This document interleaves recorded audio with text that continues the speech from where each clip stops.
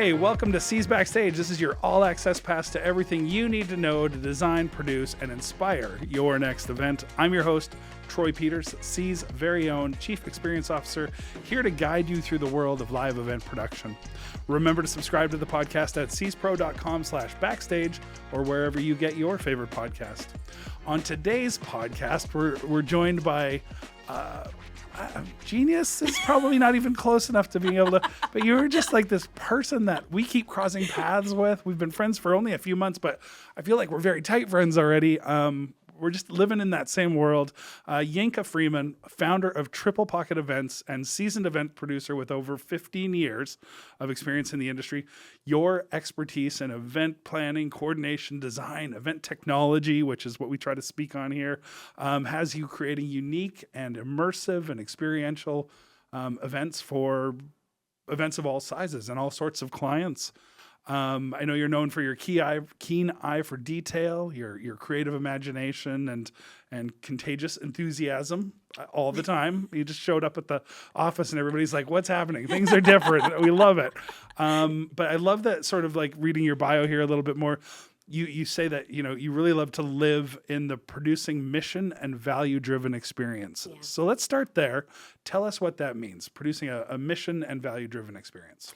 For me, something that happened, and it really took place over COVID, because like all of us, we had opportunities, we had chances to sit with yourself, right, and figure out where do you want to go. If you have a business, what does your business look like? And for me, what happened was that I started getting events that had a lot of purpose behind them, especially during COVID, a time when we needed so much connection. Right. A lot of the events that I was getting was all about connection, how to keep people connected. And it really reframed my brain when I started thinking about what events are, how people put on events, and then how I, as a planner, as an event producer, can use my skills within that sphere, that space. So mission-driven events for me are events with a purpose behind it. Mm-hmm. It's not just throwing a party just to throw a party. Yep. Maybe some of those proceeds go to people in need. Maybe some of the performers that you use are from the community that you are giving back to. So that to me are all mission. That's when I say mission driven, that's really what I mean is right. Events that have more to it. There is a purpose behind it that is for humans. I love us. That. I love that. You're just speaking of the pandemic, and as we were going through things, one of the groups that I had the absolute pleasure of working with was the National Alliance on Mental Illness.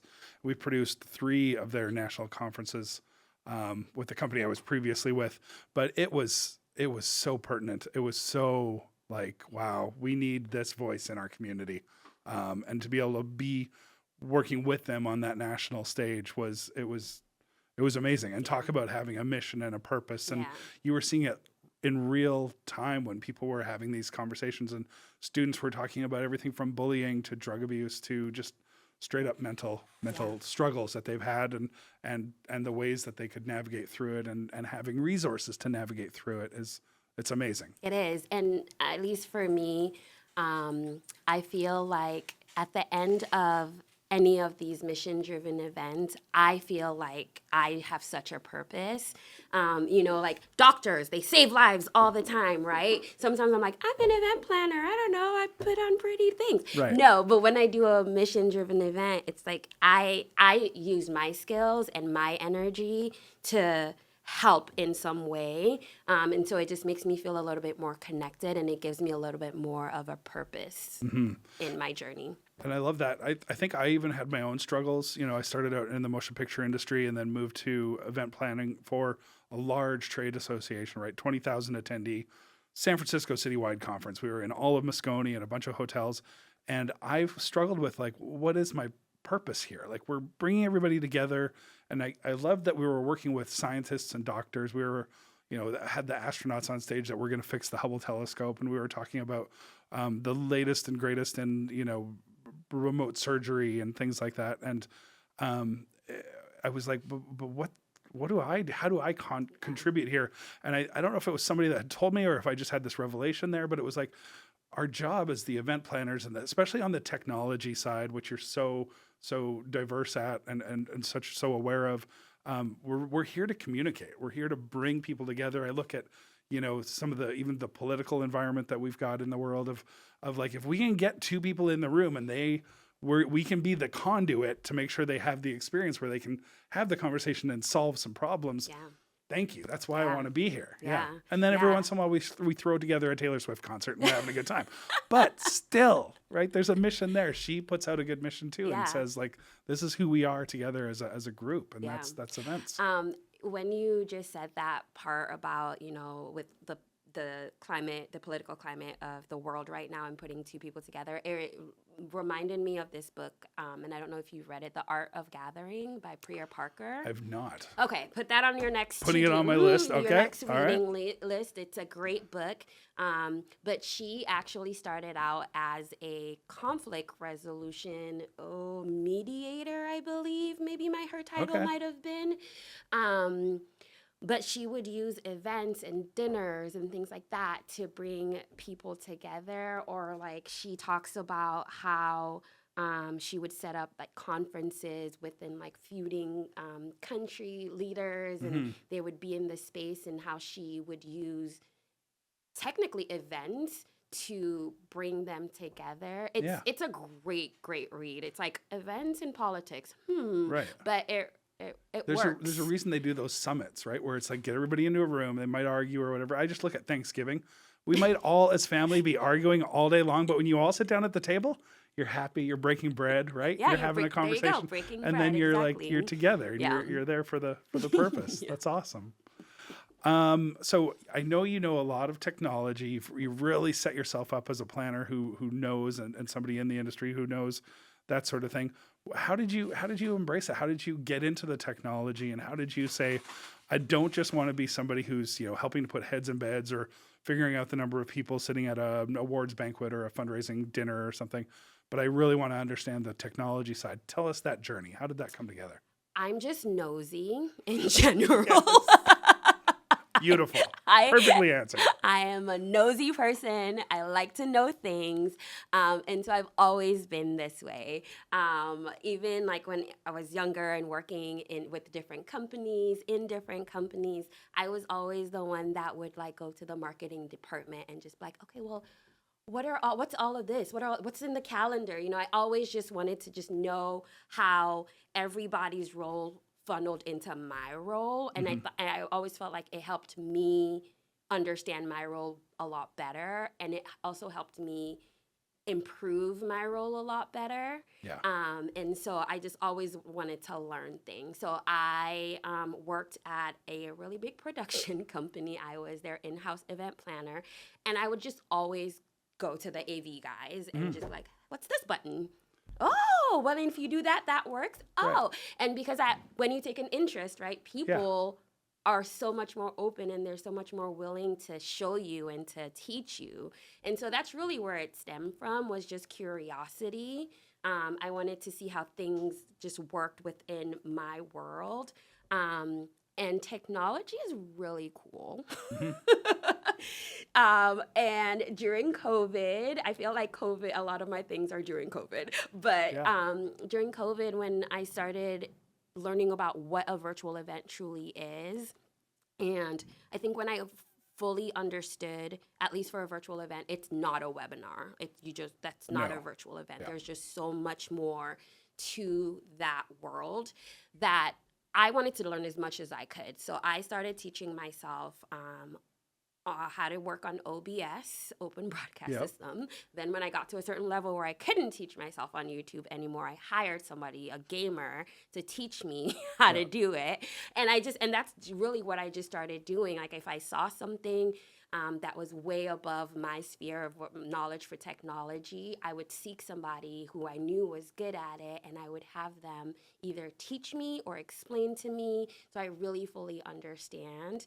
But I realized that I was doing that so I can then take that knowledge and give that knowledge to my client. Not all of it, but enough for them to understand why that LED screen is going to work better for your presentation than just a 12 by 12, screen, So I Yep. needed to understand that so I can then take that to the client. Yeah. Because for me, it's all about really well-produced events, and so that involves a lot of technology. Yeah. And so Understanding. I just needed to get that part done first, get that knowledge, and be able to speak to it. And that's really why I'm in event tech so hard. Yeah, I love that because even like we've got an event, I think it's next week, that's going into a restaurant right on the water down in San Diego. And originally the client was, we need a screen and a projector. And we know the restaurant, we're like, it's all glass windows. There's no way a projector and a screen's going to work. Yeah. As soon as that sun comes around, Yep. it's going to be brightest. Yep. So we're like, we got to do an LED wall or at least monitors.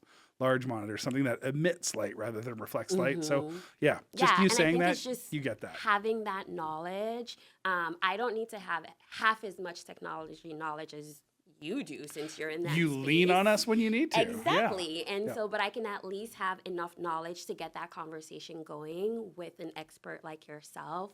And then you, in turn, will teach me so I can understand it too, right? So I think a lot of people, especially a lot of planners, are very, very scared of technology when it comes to the event world. I think a lot of planners think that technology is going to replace them at some point.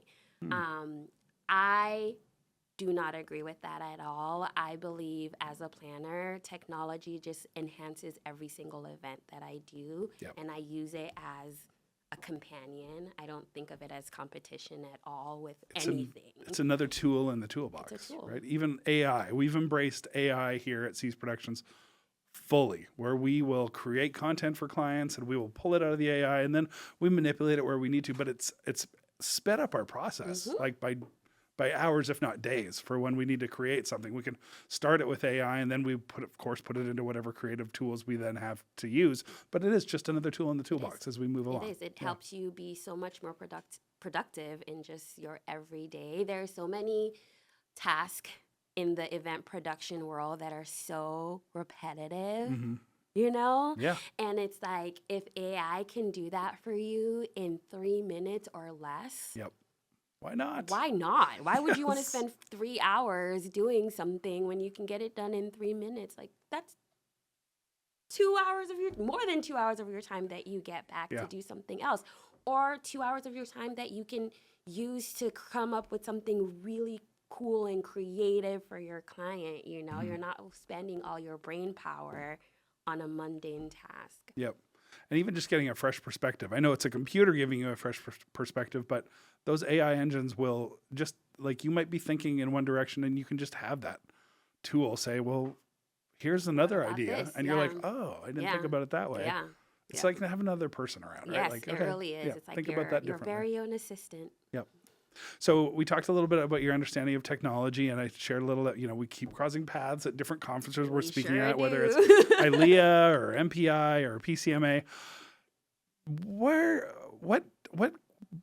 made you decide that was how you wanted to give back, and you wanted to, like, as you said, just like so many people are afraid of the technology, and now you speak on it.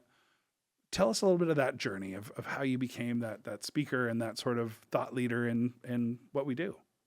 During the time when virtual events were all the rage, and a lot of people did not understand what virtual events truly were, once I felt like I was at a place where I had a really good understanding of it, something in my brain just said, you should start teaching other people.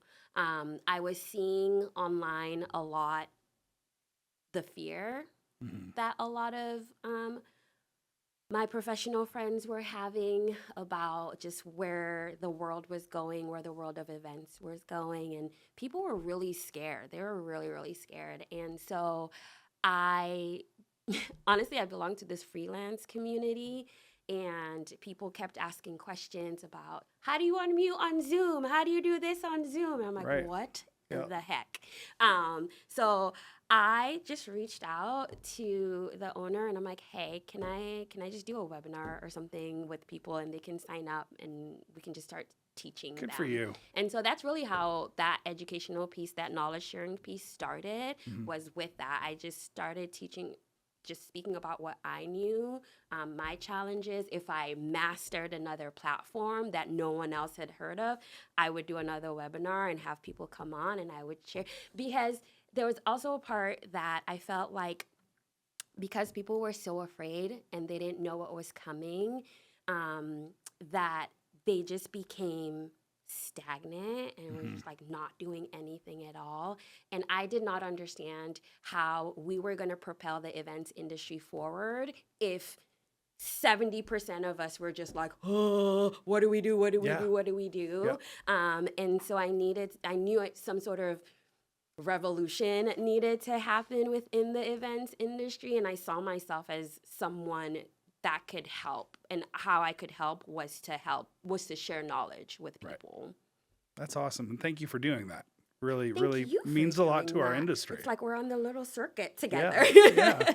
Mine started with so I was on the event planner side for that association, and then we were spending so much money on audiovisual for our events all around the globe.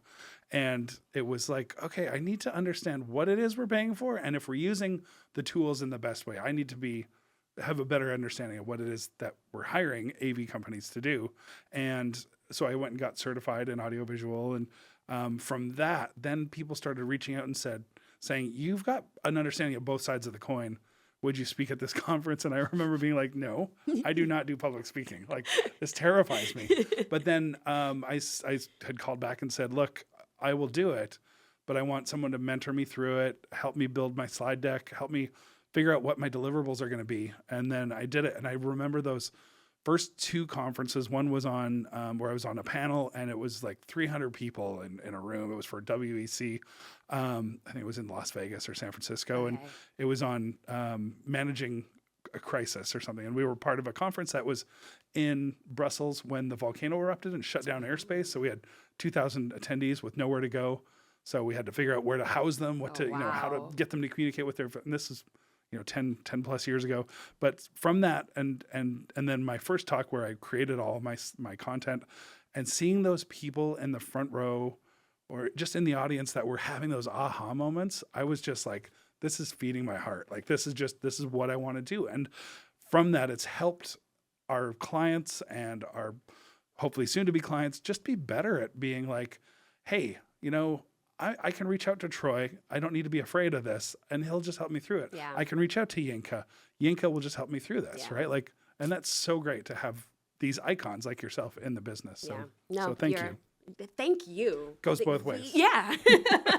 It's needed. I think also sometimes one of the things that I actually really like about being a speaker is sometimes you don't expect me to walk up to the front and start talking about technology. Like, people are like, wait, what? And up until about a year ago, my hair was like bright purple too, so like, I'm not really like the person you expect. And so I think that really, really helps because people see you up there, right? And they hear the words that are coming out of your mouth and how comfortable you are talking to it. And so sometimes it kind of helps push them to be a little bit more comfortable within that topic too. Like for the San Francisco one, I had a couple of older planners come up to me and they were like, well, it's for the young kids. And I'm like, and I told them my age because I look a lot younger than I am. So I told them my age. And I just kind of told them my journey. And she was just like, I am going to try it. I am going to go to ChatGPT. Yeah, I was like, yeah, you should totally try it. I love it. What are you going to lose? Yeah. Cool. Well, I do know there was some exciting news, it sounds like, that maybe came out about something you're getting up to with, is it the Some of Us Festival? Oh, yeah. Do you want to share a little bit about that and share a little bit about your involvement in that world and what the festival is going to mean to you, mean to Triple Pocket Events, and what Triple Pocket Events is going to mean to the festival and how you're going to help elevate that? Yeah, big news. So I recently became the owner of Some of Us Festival. And some people might say, what is a festival owner? Sure. I don't know, friends. So I'll tell you in a year. Yeah. No, I've been producing it for 5 years now. was supposed to be in May of 2020, and we all know what happened during 2020. So it was actually the first main event that I took virtual. And Some of Us is a 4-day, 3-night camping festival. It's in Cobb, California this year. It's usually in the Yosemite area. And it is a wellness festival for queer women, trans bodies, and non-binary folks. And it is a weekend for you to be in nature, for you to have connection with other queer people, for you to learn about yourself, for you to learn about others, for you to have fun, for you to be naked if you want to be naked, for you to be clothed if you want to be clothed, for you to just be your true self, I love it. and really just participate in a just connection, just really connect with Right. other people. Like we said, communicating and being able to be like, be in you know, community. somebody gets me, and we can grow together. Yes, Right? yes. So we have workshops like intergenerational trauma. We have yoga sessions. We have sound baths. The venue that we're in this year has a beautiful creek that runs all around it, and people can get in. We do the Trans Celebration Swim, which is one of my favorite events that we do, because it's a celebration of trans bodies and all trans bodies. A lot of trans, especially men, will say one of the first things that they do after they get top surgery is go to the beach because they can Right. take their tops off and be Right. free. And so it's just a very beautiful and special event that we do to celebrate that portion of our community. That's awesome. So there's a little bit of everything from workshops to celebration, right? During the whole 4 days, you said 3 nights. Yep, that is correct. That's yeah. awesome. Very cool. Yeah. How can people find out more about that? So they can go to either our social media or the website. It's someofusfest.com, and then on social media, it's someofusfest. Okay. And so they can go to any of those methods to find out about us. So Triple Pocket is the company that I own. You can also go on Triple Pocket, our social media as well. Awesome. Well, thank you, Yinka, so much for Yes. being on our podcast and for being my friend and for being a friend of SEAS I know. Productions. Thank you for being my friend too. It's been really, I've loved getting to know you and getting to know, have a partner in this industry that I think you believe the same sort of things that we do here at Yeah. SEAS about just being more conscious about how we're doing events and more aware of, we're there to elevate everybody's experience and make sure people are connecting and communicating. And We really are. it's really great. Yeah, we really are. And I know we're friends because we connected immediately on so many things as we were having lunch and talking to each other that day, that I was just like, okay, this is You get me. this is a lifer. My work wife. Yeah. Do you hear that? Awesome. Yinka, thank you so much. Again, this has been SEAS Backstage, your all-access pass to everything you need to know to design, produce, and inspire your next event, including really knowing the mission and value-driven experience. Remember to subscribe to the podcast at seaspro.com/backstage or wherever you get your favorite podcasts so you too can be backstage.